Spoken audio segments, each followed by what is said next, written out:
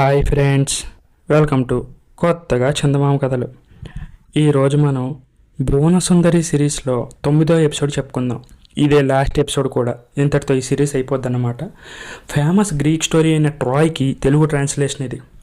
ఇంతకుముందు ఎపిసోడ్లో గ్రీకులకు ట్రోజనులకు భువనసుందరి మూలాన ప్రారంభమైన యుద్ధం అవసాన దశకు వచ్చింది. ఉభయపక్షాల ఉత్తమ యోధులు మరణించారు. ట్రాయ్ని పట్టుకోవడానికి రూపధరుడు ఒక యుక్తి పన్నాడు. దానిని అనుసరించి గ్రీకులు ఒక కొయ్య గుర్రం తయారు చేసి దాని కడుపులో కొందరు యోధులను ఉంచి గుర్రాన్ని చౌర్యనాథుడనే వేగులవాడిని సముద్ర తీరాన వదిలి తాము నౌకలలో వెళ్ళిపోయినట్లు నటించారు. ట్రోజనులు ఆ గుర్రాన్ని తమ నగరంలోకి తెచ్చుకొని విజయోత్సాహంలో మునిగి ఉన్నారు. బయట ఈ తతంగం అంతా జరుగుతూ ఉంటే గుర్రం లోపల ఉన్న గ్రీకు యోధులు ప్రాణాలు అరచేతిలో పట్టుకొని గడగడలాడిపోయారు. దౌర్ధంధుడు నిశ్శబ్దంగా ఏడవసాగాడు కూడా. నవయోధుడొక్కడే రాయిలా ఉండిపోయాడు. తీక్షణ దృష్టి విసిరిన బల్లెం కొయ్య గుర్రాన్ని భేదించి తన తలకు సమీపంలోనే పొడుచుకు వచ్చినా అతను చలించలేదు. పైపెచ్చు ఎప్పుడు బయటపడి తన పరాక్రమం చూపుదామా అన్నట్టుగా తన కత్తిపిడిని చేత్తో పట్టుకొని మాటిమాటికి రూపధరుడికేసి చూడసాగాడు. ఎందుకంటే ఈ దాడికి నాయకుడు రూపధరుడే. సాయంకాలం వేళ భువనసుందరి తన భర్త అయిన అరిభయంకరుడితో సహా గుర్రాన్ని చూడ్డానికి వచ్చింది. ఆమె తన భర్తను రంజింపజేసే మిష మీద గుర్రం చుట్టూ తిరిగి వస్తూ మధ్య మధ్యలో దాన్ని తడుతూ గుర్రంలో ఉన్న యోధుల్లో ఒక్కొక్కడి భార్య గొంతును అనుకరించింది. వారిని పేర్లు పెట్టి పిలిచింది కూడా. గుర్రం కడుపులో రూపధరుడికి సమీపంగా కూర్చుని ఉన్న ప్రతాపుడు, దేవమయుడు కూడా ఆమె తమ పేర్లు పిలిచినప్పుడు లేచి బయటకు ఉరకబోయారు. కానీ వారిని రూపధరుడు సకాలంలో వారించాడు. పగలంతా విజయోత్సవాలు జరిపి అలసిపోయిన ట్రాయ్ పౌరులు రాత్రి కాగానే ప్రాణాలు సొమ్మసిల్లి గాఢ నిద్రలో మునిగిపోయారు. ఎక్కడ కనీసం ఒక కుక్క కూడా మొరగడం లేదు. ఒక్క భువనసుందరి మాత్రం మేలుకొని ఉంది. ఆమె గదికి వెలుపల ఒక గుండ్రని దీపం వెలుగుతుంది. ఇది గ్రీకుల కోసం ఏర్పాటు చేసిన సంకేతం. అర్ధరాత్రి అయింది. చంద్రోదయం కాబోతుంది. ఆ సమయాన చౌర్యనాథుడు పిల్లిలాగా నగరం దాటి వెళ్ళి వజ్రకాయుడి సమాధి వద్ద అఖండ జ్యోతిని వెలిగించాడు. అదే సమయాన ప్రత్యామ్నాయుడు సముద్రం మీద దూరాన వేచి ఉన్న గ్రీకు నౌకలు బయలుదేరి రావచ్చును అన్నట్టుగా ఒక దివిటీని ఊపాడు. సంకేతం అందినట్టుగా రారాజు తమ నౌకలలో దీపాలు వెలిగించాడు. గ్రీకు నౌకలు తీరానికేసి రాసాగాయి. రారాజు సంకేతం చూస్తూనే ప్రత్యామ్నాయుడు కొయ్య గుర్రం వద్దకు వెళ్ళాడు. చిన్న గొంతుతో అంతా సిద్ధం అని లోపలి వాళ్ళకు తెలిపాడు. వెంటనే రూపధరుడు దౌర్ధంధుడితో గుర్రం తలుపు తెరిచేయి అన్నాడు. గుర్రం డొక్కలో తలుపు తెరుచుకుంది. ఒక యోధుడు ఆత్రంగా బయటకు దూకి మెడ విరిగి అక్కడే చచ్చిపోయాడు. తర్వాత తాటి నిచ్చెన బయటికి వచ్చింది. గ్రీకు యోధులు ఒక్కొక్కరే నిశ్శబ్దంగా కిందకి దిగి వచ్చారు. వారిలో కొందరు నౌకల్లో నుంచి వచ్చేవారి కోసం కోట ద్వారాలు తెరవడానికి పరిగెత్తారు. మరికొందరు రాజసౌధం వెలుపల నిద్రమత్తుతో జోగుతున్న పహారా వాళ్ల మీద పడి చంపేశారు. ప్రతాపుడికి తన భార్య అయిన భువనసుందరి ఆలోచన తప్ప మరో ఆలోచన లేదు. ఆయన భువనసుందరి ఉండే ఇంటికేసి పరిగెత్తాడు. ఆ తర్వాత భీభత్సం ప్రారంభమైంది. వెన్నెలలో గ్రీకు వీరులు వీధుల వెంట బయలుదేరి దారుణ హత్యాకాండ ప్రారంభించారు. నిరాయుధుల జోలికి వెళ్ళబోమని రూపధరుడు భువనసుందరికి ఆమె అత్తగారికి మాట ఇచ్చాడు. కానీ గ్రీకులు ఆ మాట పట్టించుకోలేదు. వారు ప్రతి ఇంట్లోకి జొరపడి నిద్రపోతున్న స్త్రీ, వృద్ధుల గొంతులు కూడా కోసేశారు. వర్ధనుడు, ఆయన భార్య, కూతుళ్ళు ఒక ఆలయంలోకి వెళ్ళి దాక్కున్నారు. వర్ధనుడు గ్రీకులతో తలపడ్డానికి సిద్ధమయ్యాడు. కానీ ఆయన భార్య బతిమాలింది. నువ్వు వృద్ధుడివి, ఇప్పుడు నువ్వు వెళ్ళి ఏం యుద్ధం చేస్తావు? ప్రాణాలతో ఉండు, అదే 10,000 అన్నది. వర్ధనుడు భార్య మాటలు మన్నించాడు. కానీ అంతలోనే తన కుమారుల్లో ఒకణ్ణి గ్రీకులు తరుముకుంటూ రావడం, నవయోధుడు అతన్ని పొడిచి చంపడం ఆయన కళ్ళపడింది. ఇది చూసి సహించలేక వర్ధనుడు ఆలయం నుంచి బయటికి ఉరికి గ్రీకులకు దొరికిపోయాడు. గ్రీకులు ఆయన్ను రాజభవనం వద్దకు ఈడ్చుకుపోయి ద్వారం వద్ద చంపేశారు. భువనసుందరి ఇంటికి ప్రతాపుడితో పాటు రూపధరుడు కూడా వెళ్ళాడు.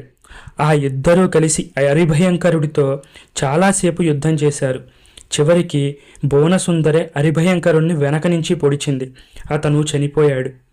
ప్రతాపుడు తన భార్యను దొరకగానే చంపుదామనే ఇంతకాలం అనుకుంటూ వచ్చాడు. కానీ ఆమె నవమోహనాకారం చూడగానే ఆయన బుద్ధి మారిపోయింది.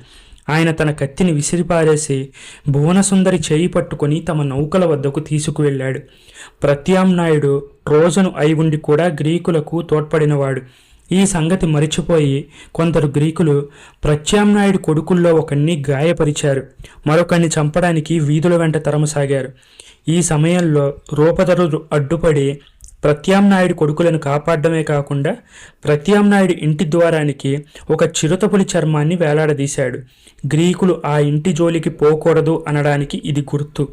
ఇదే విధంగా ప్రశంసనుడి ఇల్లు కూడా గ్రీకుల ఆగ్రహానికి గురి కాకుండా వదిలివేయబడింది. ట్రాయ్ నగరంలో గ్రీకులు హత్యాకాండ ప్రారంభించగానే వర్ధనుడి పెద్ద కుమార్తె అయిన జాలిని బుద్ధిమతీదేవి ఆలయానికి పరిగెత్తిపోయి దాక్కుంది. కానీ గ్రీకులు ఆమెను పట్టుకొని తీసుకుపోయారు. ప్రాణాలతో చిక్కిన ట్రోజన స్త్రీలందరూ గ్రీకులకు ఉంపుడు గత్తెలు కావడం తప్ప మరో గత్యంతరం లేదు. జాలిని రారాజు తన ఉంపుడు గత్తెగా ఎంచుకున్నాడు. హత్యాకాండ ముగిశాక గ్రీకులు ట్రాయ్ నగరాన్ని కొల్లగొట్టారు. గోడలు పడగొట్టారు. ఇళ్లకు నిప్పు పెట్టారు. దేవతలకు బలులు పెట్టారు. దోచిందంతా దోచుకున్నారు. వీరసింహుడి భార్య నవయోధుడి వంతు అయింది. ఆమెకో పసిపిల్లవాడున్నాడు. వాణ్ణి గ్రీకు యోధులందరూ కూడబలుక్కొని రహస్యంగా చంపేశారు. వజ్రకాయుడు ప్రేమించిన ప్రమోదిని భవిష్యత్తు గురించి గ్రీకుల మధ్య కొంత వాగ్వాదాలు జరిగాయి. ట్రాయ్ నగరం పతనమైన తరువాత ప్రమోదిని నా సమాధి వద్ద బలి ఇవ్వండి అని చనిపోతూ వజ్రకాయుడు తన మిత్రులను కోరి ఉన్నాడు. అతను ఇటీవల తన కొడుకుకు మరికొందరు గ్రీకులకు కలలో కనిపించి ప్రమోదిని బలి ఇవ్వకపోతే గ్రీకు బలాలకు స్వదేశానికి వెళ్లే ప్రాప్తి లేకుండా చేస్తానని బెదిరించాడట. అంతగా ప్రేమించిన ప్రమోదిని వజ్రకాయుడికి అర్పించకపోవడం అపచారం అవుతుందని కాంశుకుడు అన్నాడు. కానీ రారాజు ప్రమోదిని బలికి పూర్తిగా వ్యతిరేకించాడు. ఇప్పటికే చాలా రక్తపాతం జరిగిపోయింది.